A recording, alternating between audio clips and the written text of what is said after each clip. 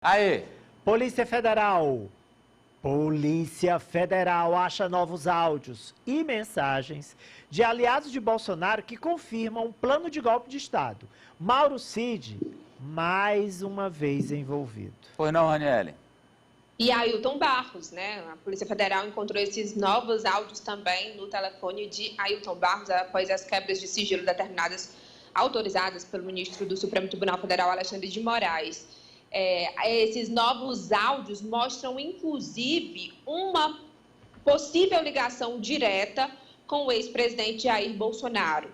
Em um contato no celular de Ailton Barros, que é o ex-major do Exército, que foi preso naquela operação no dia 3 de maio, sobre suspeita de fraudar cartões de vacinação contra a Covid, foi encontrado esse contato PR-01 e a Polícia Federal acredita que seja o ex-presidente Jair Bolsonaro com quem ele teve ligações, conversas diretas sobre a possibilidade, né, de um golpe contra o Estado Democrático de Direito.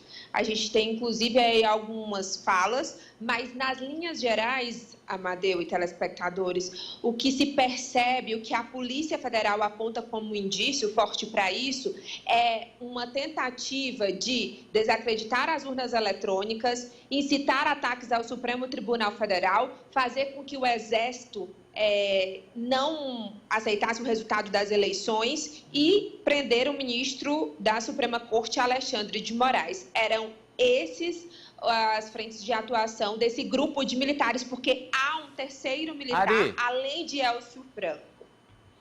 Bom, aí são transcrições dos áudios, novos áudios que a Polícia Federal encontrou no celular do intrépido Major Mauro Cid, aliás, tenente-coronel agora.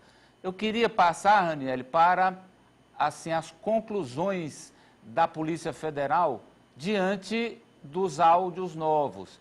E o Ari pode ler para nós, Ari, o que são conclusões da Polícia Federal diante dos novos áudios, que está no inquérito, que está no... Como é, João?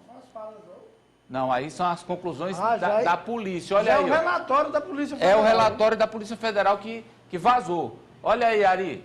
Conforme demonstrado, Ailton Gonçalves Moraes Barros se dispôs a incitar grupos de manifestantes para aderirem a pautas antidemocráticas do interesse do ex-presidente da República, Jair Bolsonaro, havendo fortes indícios de que o referido investigado, além de ter proximidade com o ex-ajudante de ordens, Mauro Cid, também teria um contato direto com o ex-presidente da República, Jair Bolsonaro.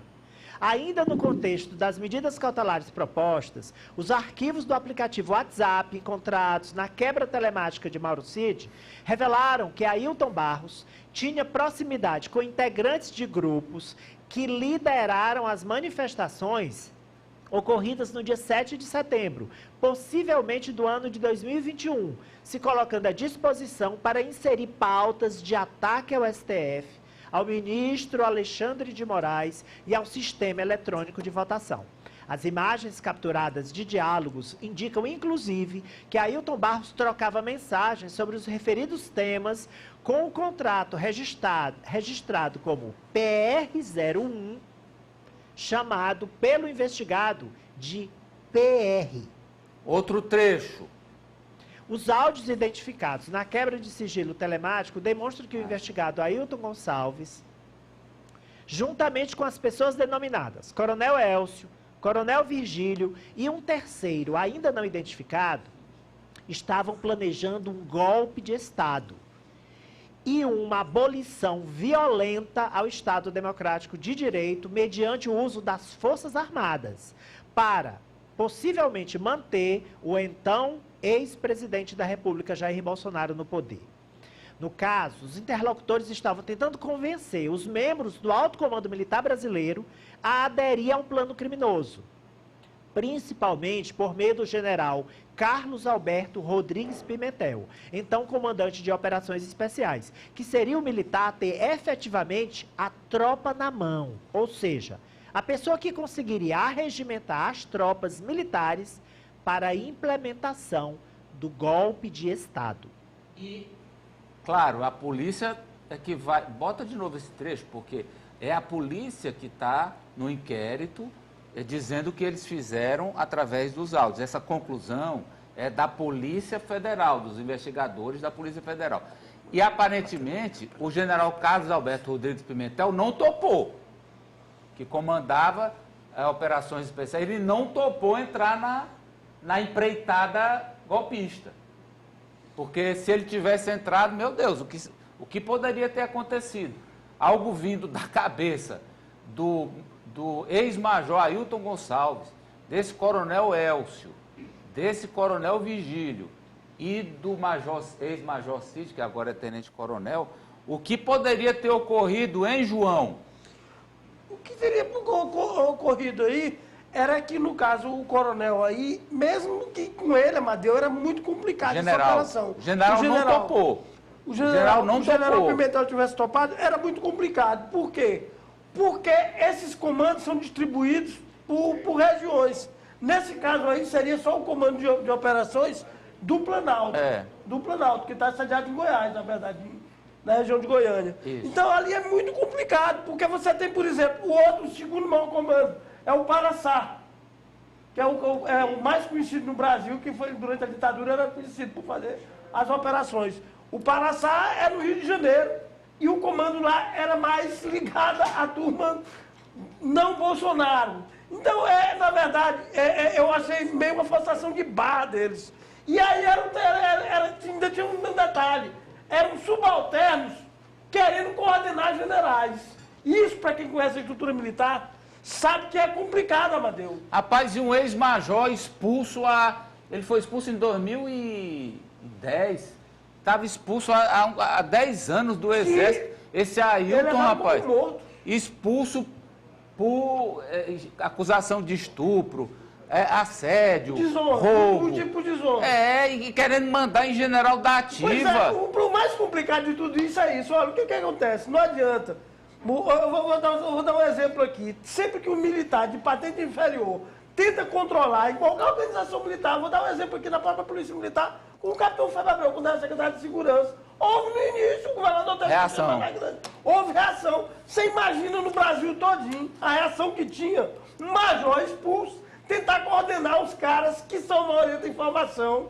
Não são os generais todos têm doutorado praticamente. Aceitar a ordem do major, não tem como. Mas esses novos áudios aí vazados pela PF, quer dizer, um inquérito que vazou, eles mostram que era clara aí a negociação do golpe era tratada como quem diz: vamos para balada no fim de semana, eu levo a bebida, você leva a carne. Houve uma tentativa.